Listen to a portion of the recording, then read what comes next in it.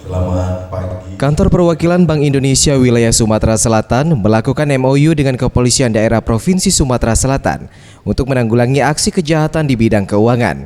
Di antaranya permasalahan tindak pidana bidang sistem pembayaran maupun bidang penukaran valuta asing, dugaan pelanggaran kewajiban penggunaan uang rupiah, dan terkait dengan pengamanan, pengawalan baik di gedung kantor maupun berbagai hal yang terkait dengan pengiriman barang berharga milik negara pada Rabu 10 Februari 2016.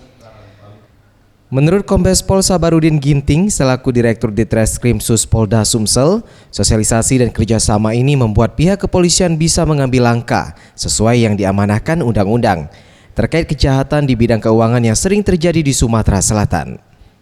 Banyak hal yang berkaitan dengan kegiatan-kegiatan keuangan yang memang harus menjadi perhatian kita, terutama dari aspek pengawasan dan penyidikan. Hal senada juga disampaikan oleh Hamid Ponco Wibowo, Kepala Perwakilan Bank Indonesia Provinsi Sumatera Selatan. Kerjasama ini merupakan dukungan dari Polda Sumsel atas tugas dan kewenangan Bank Indonesia, termasuk dengan kegiatan pembinaan dan pengawasan perusahaan-perusahaan badan usaha angkutan uang.